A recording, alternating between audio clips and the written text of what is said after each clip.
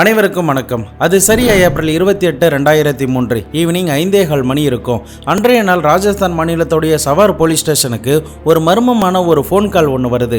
அந்த ஃபோன் காலில் ஒரு நபர் என்ன சொல்கிறாருன்னா, பனாஸ் அப்படின்ற ஒரு ஆற்றுல ஒரு மனிதனுடைய தலை துண்டிக்கப்பட்ட நிலையில் ரொம்பவும் கொடூரமான முறையில் இந்த இடத்துல கிடக்கு, உடனடியாக இங்கே வாங்க அப்படின்ற ஒரு தகவலை கொடுக்குறாரு.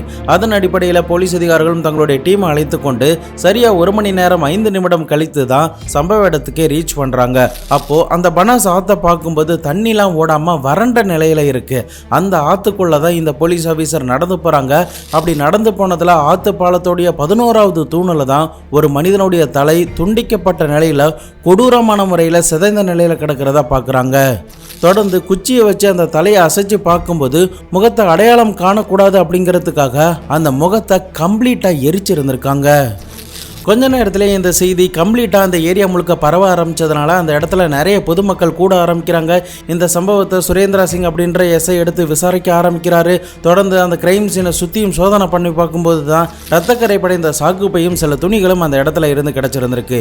இப்போது போலீஸ் அதிகாரிகள் தலை இந்த இடத்துல இருக்குன்னா அப்போ உடம்பும் இங்கே தான் எங்கேயோ இருக்கணும் அப்படின்னு சொல்லிட்டு அந்த கிரைம் சீன் நடந்த இடத்த சுற்றி தீவிரமாக தங்களுடைய சோதனைகளை ஈடுபடவும் ஆரம்பிக்கிறாங்க. தொடர்ந்து தீவிரமாக அந்த இரவு முழுக்க 2 கிலோமீட்டர் சர்க்கிளில் தேடி பார்த்ததில் தலையணை, பில்லோ கவர், பிளாஸ்டிக் பேக் அப்படின்னு சொல்லிட்டு பல பொருட்களை மீட்டெடுக்கிறாங்க. இப்படி தீவிரமான சோதனைகளில் ஈடுபட்டுக்கிட்டே இருக்கிற சமயத்தில் தான் பஜரங் நாய் அப்படின்ற ஒருத்தர்கிட்ட இருந்து ஒரு மர்மமான ஒரு ஃபோன் கால் வருது.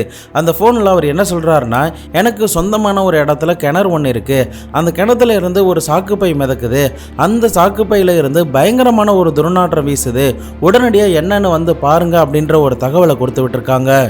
உடனடியாக போலீஸ் அதிகாரிகளும் சம்பவ இடத்துக்கு போகிறாங்க. பொதுமக்களுடைய உதவியோட அந்த கிணத்துக்குள்ளே இருக்கிற சாக்குப்பையை மெல்லமாக கயிறை கட்டி தூக்குறாங்க. அப்போது தூக்கும் போதே பயங்கரமான ஒரு வாடை அந்த இடத்துல இருந்து வர ஆரம்பிக்குது. இறுதியாக தரைக்குள்ளே அந்த சாக்குப்பையை போட்டுட்டு அந்த சாக்குப்பையை பிரித்து பார்க்கும்போது மேலும் 2 பையை வச்சு அந்த சடலம் கட்டப்பட்ட நிலையில் இருந்திருக்கு. அதில் ஒரு பையை மேலே தூக்கும்போது கவர் மட்டும் மேலே வந்துடுது. அதுக்குள்ளே இருக்கிற வெயிட்டான பொருள் சடார்னு கீழே விழ ஆரம்பிக்குது. அப்போது அந்த இடத்துல இருந்து பயங்கரமான ஒரு துர்நாற்றம் வீசுது. அது கூடவே விழுந்த பொருளை பார்க்கும்போது தான் தலையில்லாத ஒரு மனிதனுடைய சடலத்தை அந்த இடத்துல பார்க்குறாங்க. இதில் இன்னொரு கொடூரமான ஒரு விஷயம் என்னன்னா, அந்த சாக்குப்பையில் இருந்து சடலம் கீழே விழும்போது அந்த சடலத்தோடைய குடல் கூட வெளியில் வந்து விழுந்திருக்கு. அந்த அளவுக்கு அந்த சடலத்து மேலே பல வெட்டுக்காயங்களும் கொடூரமான காயங்களும் எரிந்த நிலையில் காணப்பட்டிருந்திருக்கு. நிறைய பேர் அந்த துர்நாற்றம் தாங்க முடியாமல் சம்பவ இடத்திலே வாந்தி எடுத்திருக்காங்க. சில போலீஸ் ஆஃபீஸர் கூட வாந்தி எடுத்திருந்திருக்காங்க.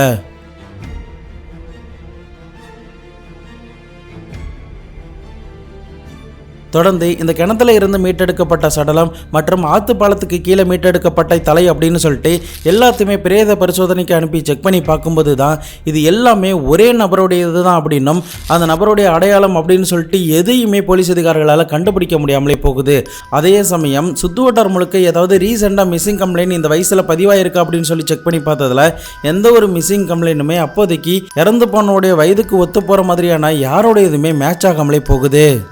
இந்த வழக்கில் போலீஸ் அதிகாரிகளுக்கு இருந்த பெரிய டாஸ்க் என்னன்னா, இந்த நபர் யார், இந்த நபரை யார் கொலை பண்ணா, எதனால் கொலை பண்ணாங்க, எதனால் இந்த அளவுக்கு கொடூரமான முறையில் கொலை பண்ணாங்க, எதனால் இங்கே வந்து போடணும், யார் கொலை பண்ணியிருப்பா போன்ற பல கொஸ்டின் எல்லாமே அவங்களுடைய மைண்டுக்குள்ளே ஓடிக்கிட்டே இருந்திருக்கு. தொடர்ந்து அந்த ஆணுடைய சடலத்தை 2 இடத்துல இருந்து மீட்டெடுத்த போது அவங்களுக்கு கிடைச்ச ஒரே ஒரு தடயம் என்னன்னா, முகம் சிதைக்கப்பட்ட நிலையில தானே தலை கண்டுபிடிச்சாங்க. அந்த தலையோடைய முகத்தில் ஸ்டீல் ஒயரை தச்சு வச்சிருந்திருக்காங்க. அப்போது இந்த சம்மந்தப்பட்ட நபருக்கு ஏற்கனவே ஆக்சிடென்ட் ஆகியிருந்திருக்கலாம், அதனால தான் இந்த ஸ்டீல் பிளேட் வச்சிருக்கலாம் அப்படின்ற ஒரு விஷயம் போலீஸ் அதிகாரிகளுக்கு தெரிய வர ஆரம்பித்ததுமே உடனடியாக ப்ரெஸ் மீட் அரேஞ்ச்மெண்ட் பண்ணி இப்படி ஒரு சடலம் இந்த இடத்துலலாம் கிடச்சிது, இந்த ஒரு தடயம் மட்டும்தான் எங்களுக்கு கிடச்சிருக்கு, தலையில் ஆப்ரேஷன் பண்ணி இப்படி ஸ்டீல் ஒயரை வைத்திருக்கக்கூடிய நபர்கள் யாராவது உங்கள் வீட்டில் மிஸ் ஆகியிருந்தாங்கன்னா கண்டிப்பாக போலீஸ் அதிகாரிகளுக்கு தகவல் கொடுங்க அப்படின்ற ஒரு விஷயத்தை பிரஸ் மீட்ல போலீஸ் அதிகாரிகள் வெளியிடவும் செய்கிறாங்க. அப்படி போலீஸ் அதிகாரிகள் பிரஸ் மீட்ல இப்படி வெளியிட்டதன் மூலமா அவர்களால் குற்றவாளியை கண்டுபிடிக்க முடிஞ்சதா இல்லையா, அப்படி இல்லைன்னா இறந்து போனது யார் தான் அப்படிங்கிறத கண்டுபிடிக்க முடிஞ்சதா இல்லையா? 2003 ராஜஸ்தான் போலீஸ் அதிகாரிகளுக்கு ரொம்பவே சவாலாக இருந்த ஒரு திகிலான ஒரு சம்பவத்தை பற்றி தான் இன்னைக்கான வீடியோவில் பார்க்க போகிறோம். வீடியோவை எந்த இடத்துலையுமே ஸ்கிப் பண்ணாமல் பாருங்கள். பல ட்விஸ்ட் அண்ட் டர்ன்லாம் உங்களுக்காக காத்துக்கிட்டு இருக்கு. நான் உங்கள் Babu Shankar. Welcome to Babu Shankar files. நிறைய பேர் நம்ம சேனலில் சப்ஸ்கிரைப் பண்ணாமலே பார்த்துக்கிட்டே வரீங்க. நம்ம சேனலில் வர வீடியோஸ்லாம் உங்களுக்கு பிடிச்சிருந்ததுன்னா மறக்காமல் சப்ஸ்கிரைப் பண்ணி உங்களுடைய நண்பர்களுக்கும் ஷேர் பண்ணி விடுங்க. போலீஸ் ஆஃபீஸர் சடலத்தை மீட்டெடுத்து 5 நாட்கள் கழித்து தான் ப்ரெஸ் மீட்டை அரேஞ்ச்மெண்ட் பண்ணியிருந்திருக்காங்க. இந்த செய்தி மே 4ஆம் தேதி 2003, அதாவது அடுத்த நாள் தான் நியூஸ் பேப்பரில் வெளியிடப்பட்டிருந்திருக்கு. அப்படி நியூஸ் பேப்பர் வெளியிடுறத எப்போதுமே நிறைய பேர் வாங்கி படிப்பாங்க. அப்படி தான் ஒரு பெரியவர் தன்னுடைய வீட்டில் உட்கார்ந்தபடி காஃபி சாப்பிட்டபடியே நியூஸ் பேப்பர் படிச்சுக்கிட்டு இருந்திருக்காரு. அப்போது முதல் பக்கத்தை பார்த்ததுமே அவருடைய கை எல்லாமே விடவடக்க ஆரம்பிக்குது. கையில் இருந்த காஃபி கப்பு கூட கீழே போட்டுட்டு தொடர்ந்து அந்த நியூஸ் பேப்பரை நல்லா உத்து படித்து பார்க்கும்போது தான் முதல் நாள் போலீஸ் அதிகாரிகள் கொடுத்த அடையாளம் தெரியாத அந்த சடலத்தை பற்றி இருக்கிற நியூஸை அவர் பார்த்ததுமே பயங்கரமாக ஷாக்காகி இருந்திருக்காரு. அதற்கு காரணம் என்னன்னா, இவருடைய மகனையும் கடந்த 10 நாட்களாக அவர் தேடிக்கிட்டு இருக்காரு. எங்கே தேடியுமே அவருடைய மகன் கிடைக்கவே இல்லை. அந்த பெரியவருடைய பெயர் துர்கா பிரசாத். இந்த துர்கா பிரசாத் அப்படின்றவர் தொடர்ந்து அந்த நியூஸ் பேப்பரை படித்து பார்க்கும்போதும் சரி, அந்த நியூஸ் பேப்பரில் போடப்பட்டிருந்த ஃபோட்டோவை நல்லா பார்க்கும்போதும் சரி, தன்னுடைய மகனாக இருப்பானோ அப்படின்ற ஒரு சந்தேகம் தான் அவருக்கு எழ ஆரம்பிக்குது. அதற்கு காரணம், அவருடைய மகனுக்கு 11 வருடத்திற்கு முன்னாடி முகத்தில் பயங்கரமான ஒரு ஆக்சிடெண்ட் ஆகியிருந்திருக்கு. அந்த ஆக்சிடெண்ட்டில் தான் ஸ்டீல் வயர் வைக்கப்பட்டிருந்திருக்கு. இதனால் தன்னுடைய மகன் காணாமல் போயிருந்ததுனால ஒருவேளை தன்னுடைய மகனாக இருக்கக்கூடுமோ அப்படின்ற ஒரு பயத்தோடையே தன்னுடைய குடும்பத்தார்கள் கிட்ட இந்த செய்தியை சொல்றாரு. கடைசியா இவருடைய மகன் இந்த சடலத்தை மீட்டெடுப்பதற்கு 3 நாட்களுக்கு முன்னாடி ஏப்ரல் 25ஆம் தேதி தான் தன்னுடைய அப்பா கிட்ட பேசியிருந்திருக்காரு. அதன் பிறகு அவர் எங்கே போனார், என்ன ஆனார் அப்படின்ற எந்த ஒரு டீட்டெயிலுமே அவருக்கு தெரியவே இல்லை. தொடர்ந்து இந்த துர்கா பிரசாத் தன்னுடைய மகன்கள் கிட்டையும் மருமகள் கிட்டையும் இதை பற்றி தெரிவித்ததுக்கு பிறகு எல்லாருமே ஒரு வீட்டில் அசம்பிள் ஆகி நேரடியாக போலீஸ் ஸ்டேஷனுக்கு போயிருந்திருக்காங்க.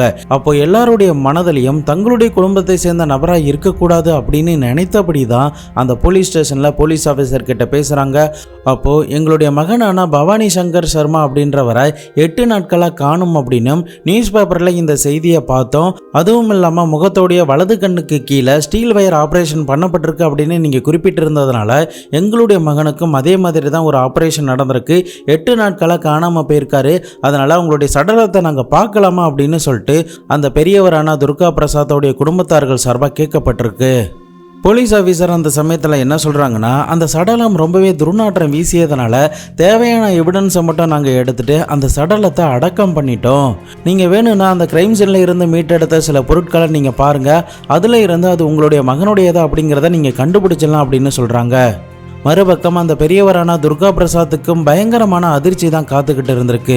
போலீஸ் அதிகாரிகளும் ரத்தக்கரை படிந்த சட்டை, பிளாஸ்டிக் பேக் அப்படின்னு சொல்லிட்டு எல்லாத்தையுமே காட்டும்போது இது தங்களுடைய மகன் தான் அப்படிங்கிறது தெரிந்ததுமே பவானி சங்கருடைய மனைவியாக இருக்கட்டும், அவங்களுடைய பிள்ளைகளாக இருக்கட்டும், அவருடைய அப்பா அம்மாவாக இருக்கட்டும், எல்லாருமே சம்பவ இடத்துல கதறி அளவும் செய்கிறாங்க.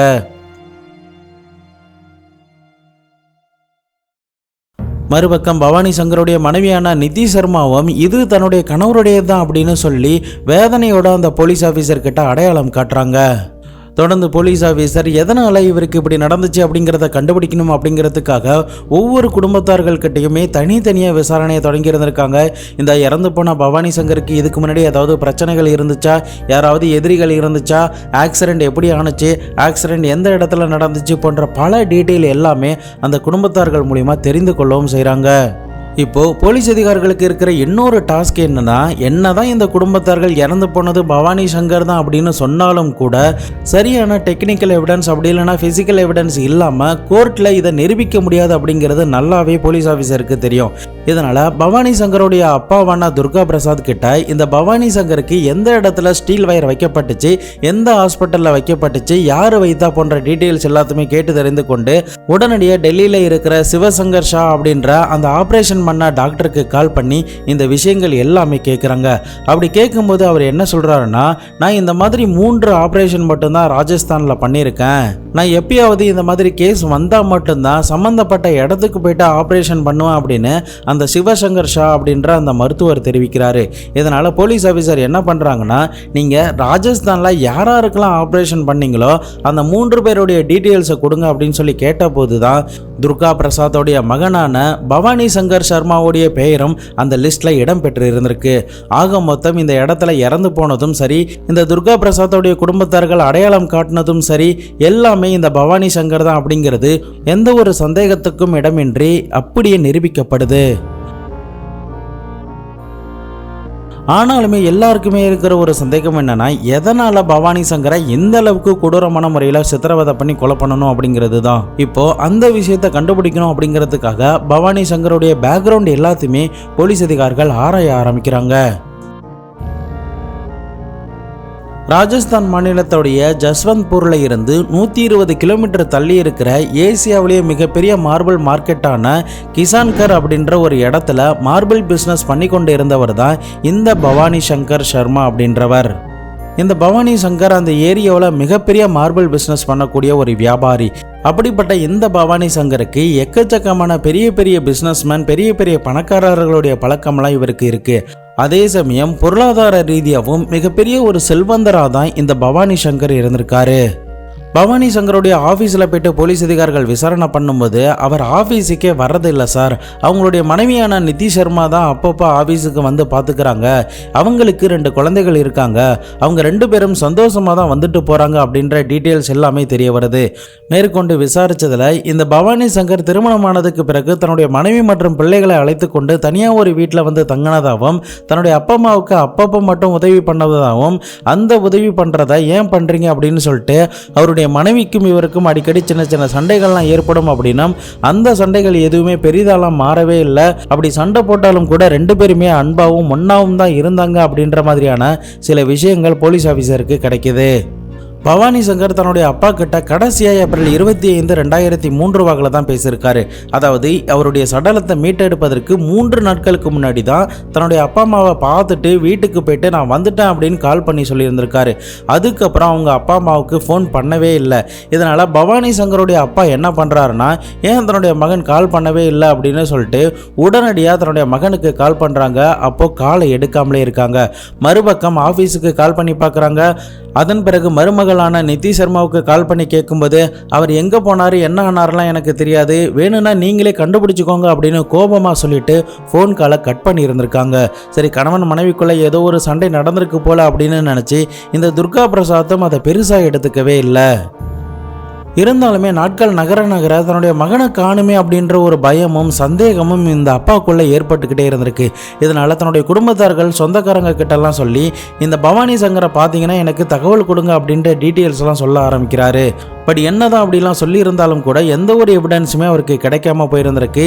இறுதியாக நியூஸ் பேப்பரில் அந்த செய்தியை பார்த்ததுக்கு பிறகு தான் போலீஸ் ஸ்டேஷனுக்கு வந்து தன்னுடைய மகனுக்கு நடந்த கொடுமைகள் எல்லாமே அவருக்கு தெரிய வர ஆரம்பிக்குது. இப்போ போலீஸுக்கு முதல்ல யார் மேலே சந்தேகம் வருதுன்னா, பவானி சங்கருடைய மனைவியான நிதி சர்மா மேலே தான் சந்தேகம் மேலே ஆரம்பிக்குது. அதற்கு காரணம் என்னன்னா, இந்த பவானி சங்கர் இறந்து போவதற்கு முன்னாடி நிதி சர்மாவுடைய அண்ணன் கூட, அதாவது மச்சான் கூட இந்த பவானி சங்கருக்கு சில சண்டைகள்லாம் ஏற்பட்டதாகவும், தன்னுடைய மனைவியான நிதி சர்மா கிட்டையும் பயங்கரமான ஒரு சண்டைகள்லாம் ஏற்பட்டுச்சு அப்படின்ற விஷயங்கள்லாம் தெரிய வருது. இதனால் போலீஸ் ஆஃபீஸர் உடனடியாக நிதி சர்மாவை கஸ்டடியில் எடுக்கிறாங்க. அவருடைய அண்ணனான நிதி சர்மாவையும் கஸ்டடியில் எடுத்து விசாரணை பண்ணும்போது தங்களுக்கு எதுவுமே தெரியாது அப்படின்னு தான் தெரிவிச்சுக்கிட்டே வராங்க. தொடர்ந்து நிதி சர்மா முன்னாடியே அவருடைய அண்ணனை அடின்னு அடித்து பலாருன்னு கண்ணத்தெல்லாம் அறவிட்டு அவங்களுடைய ஸ்டைலில் விசாரணை பண்ணும்போது தான் நிதி சர்மா நான் தான் தன்னுடைய கணவனுக்கு ஸ்கெட்சு போட்டு அவரை கொலை பண்ண அப்படின்ற ஒரு விஷயத்த போலீஸ் அதிகாரிகள் கிட்ட சொல்கிறா.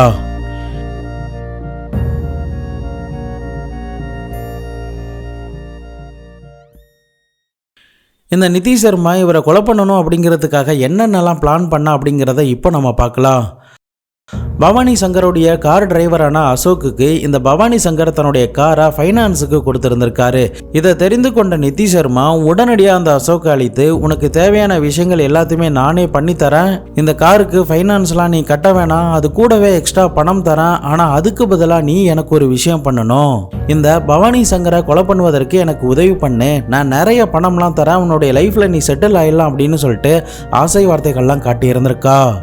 அதன் அடிப்படையில் தான் சடலம் மீட்டெடுப்பதற்கு 3 நாட்களுக்கு முன்னாடி ஏப்ரல் 26, 2003 வாக்கில் 7:30 மணி வாக்கில் நிதி சர்மா பவானி சங்கர் குடிக்கிற ஜூஸில் தூக்க மாத்திரையை கலந்து கொடுக்குறாங்க. அந்த ஜூஸை குடித்ததுமே பவானி சங்கரும் கொஞ்சம் நேரத்தில் மயக்கம் அடைஞ்சிருந்திருக்காரு. நிதி சர்மாவும் மறுபக்கம் அந்த டிரைவரை உடனடியாக கூப்பிடுறாங்க. அந்த டிரைவரும் கோடாரியை எடுத்துக்கொண்டு சம்பவ இடத்துக்கு வந்திருக்காரு. அதன் பிறகுதான் பவானி சங்கருடைய தலையிலையும் மண்டையிலையும் பயங்கரமாக கோடாரியை வச்சு அடிக்கிறாங்க. ஆனாலுமே அவர் சாகாமல் தொடர்ந்து மயக்கத்திலேயே எழும்போது இருக்கும்போது மறுபடியுமே அந்த கோடாரியால வெட்டவும் செய்றாங்க. மறுபக்கம் நிதி சர்மாவுக்கு இதை பார்த்து கோபம் வந்ததுனால உடனடியாக கிச்சன்ல இருக்கிற ஒரு கத்தியை எடுத்துட்டு வந்து சரன்னு பவானி சங்கருடைய கழுத்தையே அறுத்திருந்திருக்கா. அப்படி கழுத்தை அறுத்ததுமே ரத்தம் பீச்சுக்கிட்ட அடிக்க ஆரம்பிச்சதுனால ஒரு பெரிய பக்கெட்ல அவருடைய தலையை போட்டுடுறா. அதன் பிறகு உடம்புல இருந்து வர ரத்தத்தை அந்த பக்கெட்ல அப்படியே பிடிக்கவும் செய்றாங்க. அடுத்தபடியாக மாடியில் இருந்து பவானி சங்கருடைய சடலத்தை கீழே தரன்னு இழுத்துட்டு வந்து சடலத்தை முதல்ல எரிக்கலான்னு பிளான் பண்ணியிருந்திருக்காங்க. அதன் பிறகு அக்கா உடம்பை வெட்டவும் செய்கிறா. அதன் பிறகு தலையை, அதாவது தன்னுடைய கணவருடைய தலையை கேஸ் அடுப்பு மேலே வைத்து ஒரு தந்தூரியை நெருப்பில் சுட்டு எடுத்த எப்படி எடுப்பாங்களோ அந்த மாதிரி முடி முகம் எல்லாமே பொசுக்கி ரொம்பவே அடையாளம் தெரியாத அளவுக்கு கொடூரமான முறையில் அந்த முகத்தை மாற்றி அதன் பிறகு பேக் பண்ணிட்டு வெளியில் எங்கேயாவது போட்டுடலாம் அப்படின்னு சொல்லிட்டு கிளம்பி இருந்திருக்காங்க. இது எல்லாமே இரவு 2 மணிக்கிட்ட நடக்குது. ஆரம்பத்தில் ரொம்ப தூரமாக ஒரு காட்டுப்பகுதியில் இந்த சடலத்தை போட்டுட்டு வந்துடலாம் அப்படிங்கிறது தான் இவங்களுடைய பிளானாகவும் இருந்திருக்கு. அதன் பிறகுதான் பனாஸ் ஆத்துக்கிட்ட போட்டுடலாம் அப்படின்னு சொல்லிட்டு தலையை தூக்கி போட்டிருந்திருக்காங்க. அந்த சமயத்தில் போலீஸோடைய சைரன் கேட்டதுனால தலை தெறிக்க அங்கிருந்து உடம்ப தூக்கி போடாமல் ஓடி இருந்திருக்காங்க. தொடர்ந்து காரில் அப்படி போய்கிட்டே இருக்கிற சமயத்தில் தான் ஒரு இடத்துல கிணற பார்க்குறாங்க. அந்த கிணத்துக்குள்ளே இந்த சாக்கு மூட்டையை போட்டுட்டு அங்கேருந்து இந்த 2 பேருமே எஸ்கேப் ஆகி வீட்டை கம்ப்ளீட்டாக க்ளீன் பண்ணியிருந்திருக்காங்க. தொடர்ந்து கொலைக்கு பயன்படுத்தின உபகரணங்கள் மற்றும் அந்த ரத்தம் வழியும் போது பிடிக்கப்பட்ட பாட்டில் அப்படின்னு சொல்லிட்டு எல்லாத்தையுமே ஒரு இடத்துல புதைக்கவும் செய்கிறாங்க. இது எல்லாத்தையுமே நிதி சர்மா கிட்ட இருந்து வாக்குமூலமாக பெற்றதுக்கு பிறகு உடனடியாக அசோக் அப்படின்ற அந்த டிரைவரை கைது பண்ணுறாங்க. அதன் பிறகு பவானி சங்கருடைய வீட்டுக்கு போயிட்டு மறுபடியும் சோதனைகளை நடத்துகிறாங்க. அந்த சமயத்தில் எக்கச்சக்கமான தடயங்கள்லாம் தெரிஞ்சிருந்திருக்கு. அந்த வீட்டில் வேலை பார்க்குற ஒரு வேலைக்காரி கூட அந்த வீட்டை மறுநாள் துடைக்கும் போது ஏதோ ரத்தம் சிந்தன மாதிரி தெரியுதுமா அப்படின்னு சொல்லி நிதி சர்மா கிட்ட சொல்கிறாங்க. அப்போ அந்த வேலைக்காரி கிட்ட இந்த நிதி சர்மா அது ரத்தம்லாம் கிடையாது அப்படின்னு சொல்லி சமாளிச்சு இருந்திருக்கா. இது எல்லாமே வேலைக்காரியை விசாரணை பண்ணும் போதும் போலீஸ் அதிகாரிகளுக்கு தெரிய வந்திருக்கு. தொடர்ந்து பவானி சங்கருடைய வீட்டை கம்ப்ளீட்டாக சோதனை பண்ணும்போது அவருக்கு தினமும் டைரி எழுதுகிற பழக்கம் இருந்திருக்கு. அந்த டைரியில் பேஜ் நம்பர் 134 இறப்பதற்கு 1 வருடத்திற்கு முன்னாடி மே 15, 2002 வாக்கில் தன்னுடைய மனைவி தங்கிட்ட டிவோர்ஸ் கேட்டு மிரட்டுறா அப்படின்னும் ரொம்பவே டார்ச்சர் பண்ணுறா அப்படின்னும் முடியாதுன்னு சொன்னால் கூட வீட்டை விட்டு வெளியில் போகிறா அப்படின்னு சொல்லிட்டு அந்த டைரிகளில் எல்லாத்தையுமே குறிப்பிட்டு இருந்திருக்காரு. ஒரு கட்டத்தில் இந்த பவானி சங்கருக்கு வேற எதுவுமே பண்ண முடியாததுனால சரி நம்ம 2 பேரும் கோர்ட்டுக்கு போகலாம், டிவோர்ஸுக்கு அப்ளை பண்ணலாம் அப்படின்னு சொல்லிட்டு சரியா 1 மணிக்கு முன்னாடி தன்னுடைய மனைவியை அழைத்து கொண்டு கோர்ட்டுக்கு போயிருந்திருக்கா. கோர்ட்டும் 1 மணிக்கு க்ளோஸ் ஆகிடும் அப்படிங்கிறது பவானி சங்கருக்கு நல்லா தெரியும். அப்படிங்கிறதுனால வேணுமுனே தன்னுடைய மனைவியை 1 மணிக்கு முன்னாடி அழைச்சிட்டு போயிருந்திருக்காங்க. இதனால நிதி சர்மா அந்த இடத்துல அப்செட் ஆகியிருந்திருக்கா. அதன் பிறகு லாயரை போய் பார்க்கலாம் அப்படின்னு சொல்லி கையோட அழைச்சிட்டு போனதாகவும் எழுதப்பட்டிருந்திருக்கு. இந்த மாதிரி பல விஷயங்கள் அந்த டைரியில் பவானி சங்கர் தினமும் நடக்கிற விஷயங்கள் எல்லாத்தையுமே எழுதியிருந்திருக்காரு. குறிப்பாக இவ எனக்கு சாப்பாட்டில் மயக்கம் மருந்தோ அப்படி இல்லைன்னா விஷத்தையோ கலந்து கொன்னுடுவா போல அப்படின்னு ஒரு பயத்தோடைய சில சமயங்களில் சில பேஜுகளில் எழுதியிருந்திருக்காரு. அப்படி பவானி சங்கர் அப்படி எழுதுனா அந்த டைரியை பார்க்கும்போது கண்ணீர் துளி படிந்த தடயங்கள்லாம் காணப்பட்டிருந்திருக்கு. ஒருவேளை மனைவியுடைய டார்ச்சரை தாங்க முடியாமலும் அவளை பிரிய முடியாததுனாலையும் இவர் இந்த மாதிரி எழுதியிருக்கலாம் அப்படின்னும் சொல்லப்படுது. தொடர்ந்து நீதிமன்றத்திலையும் இந்த 2 பேருக்கும் எதிராக இருக்கிற ஆதாரங்கள் எல்லாமே நிரூபிக்கப்பட்டதனால நிதி சர்மாவுக்கும் அந்த அசோக்குக்கும் 21 ஆண்டுகளும் சிறை தண்டனை கொடுக்கப்படுது. இறுதியாக 2024 ஜெயிலில் இருந்து வெளியில் வந்திருக்காங்க. சிறை தண்டனை கொடுக்கும்போது நிதி சர்மாவுடைய 2 குழந்தைகளுடைய கஸ்டடியும் பவானி சங்கருடைய அப்பா அம்மா கிட்டே கொடுத்திருந்திருக்காங்க.